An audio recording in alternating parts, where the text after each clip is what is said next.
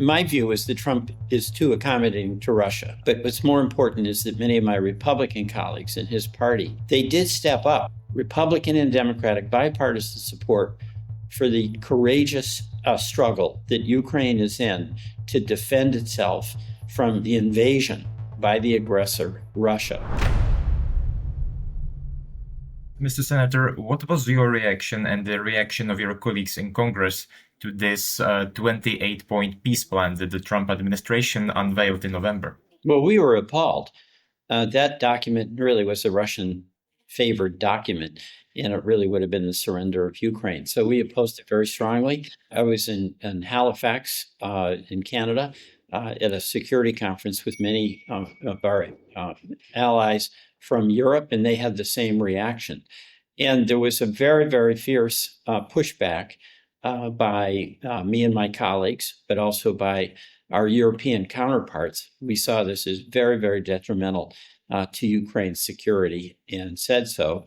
And I think that the pushback has been constructive because I hope we're going to have an outcome that ultimately provides Ukraine with security. There have been multiple instances of Trump trying to exert pressure on Ukraine in the past year. Would you say that this time the domestic pushback was stronger than in the previous cases? It was very, very strong. I mean, first of all, my view is that Trump is too accommodating to Russia.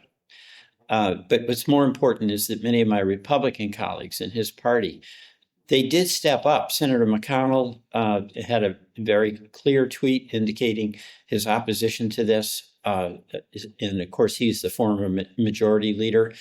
And Senator Wicker, who's the chair of the Armed Services Committee, also expressed his opposition. So I think the pushback, what was so important is that it came from my Republican colleagues. There's very, very strong Republican and Democratic bipartisan support for the courageous struggle that Ukraine is in to defend itself from the invasion by the aggressor, Russia. And in fact, there is a sanctions bill that's sponsored by Republican Senator Lindsey Graham and by Democrat Richard Blumenthal that has 85 co-sponsors. And that's unheard of in the Senate. So that's an indication to me that the Senate continues to be solidly in support of Ukraine's heroic effort to defend itself against Russian aggression. We really admire Ukraine and the people of your country and what you're doing. And very, very brave, very valiant. And my view and that of many of my colleagues is we have to stand with you. Do you think that this bipartisan support within Congress can help shape Trump administration's foreign policy, let's say, to stay more firmly on the side of Ukraine? I do. I think it definitely helps. I mean, there are elements in, obviously, the Trump administration, in my view, that have a bias towards Russia, okay? And many of us really strongly oppose that. But I also think that President Trump does want peace. The question is, at what cost?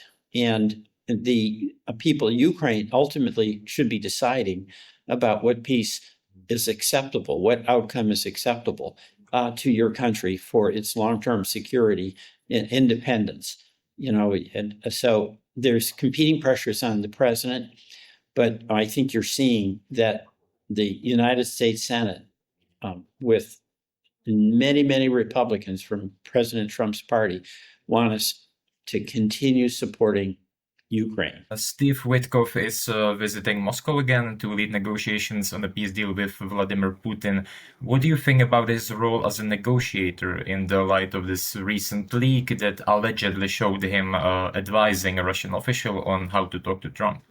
Well, I have less comment about his, quote, role as an advisor than I do the content of what he's negotiating. So that 28-point peace plan, whatever it was really much more like a surrender document. So I object to the content of that. I object to the content where there was a suggestion it would be legitimate to request Ukraine to sign an agreement where you would be ceding some of your own territory, including territory that you still control. So I had a number of objections to the content of that.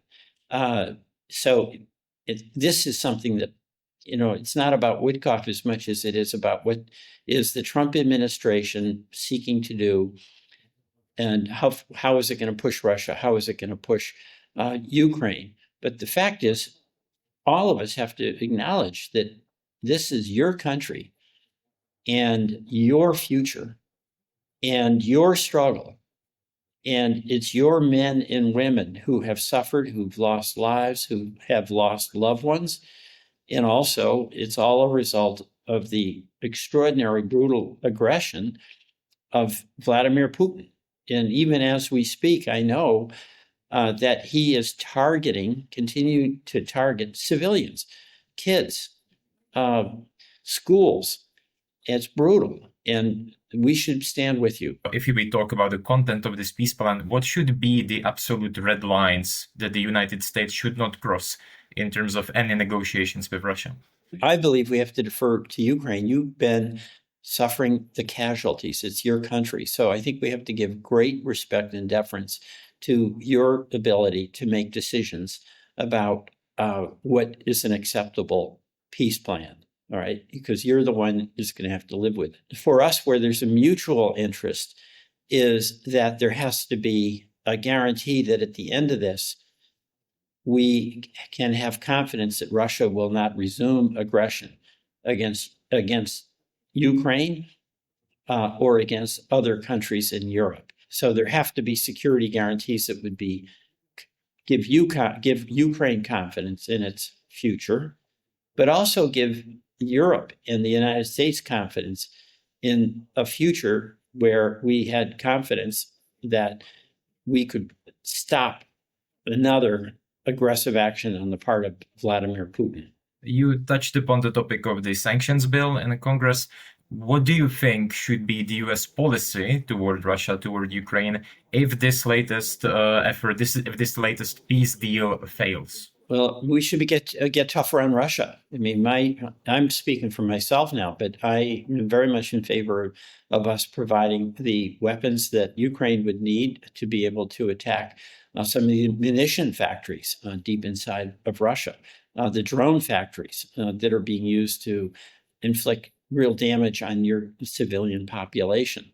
So I and many of my colleagues would be very aggressive in support of Ukraine. The second, the sanctions bill is about doing everything we can to curb the financing of the war machine through oil sales, particularly to India, to China, and to Brazil. And, Russia is on the ropes here. I mean, there's a lot of talk about Ukraine, and it's astonishing how brave you've been for so long. But Russia's paid a huge price. I mean, Putin is throwing soldiers' lives away, but also their economy is really suffering. And if the sanctions bill can choke off some of the revenues that Russia is continuing to get from its sales of oil to China, to India, to Brazil, that would, I think, help in Ukraine's defense. Looking back at these past 10 months, how would you evaluate how the current US administration handled the peace process? I mean, again, the 28-point plan was a bad plan. Okay, now it's off the table, and so this is a work in progress. But what we know is that this has been a long war. Ukraine is held in. When you're on the front lines, you're suffering. You're in a winter where you're not going to have power for many hours at a time during probably every day. What me and my colleagues are doing is saying that if Ukraine can hang in there, we can too. And we're doing all we can to encourage the president and his administration to stick with Ukraine and to work for a peace plan that President Zelensky and the people of Ukraine would view as achieving its goals. Hi, this is Martin Fornusek. I'm a reporter at the Kyiv Independent covering international politics. Reporting on the past weeks of frantic diplomacy, negotiations, and political upheaval wasn't easy, but it's what keeps the truth visible. If you value our work, please join our community. We're trying to reach 25,000 members by the end of 2025. Thank you.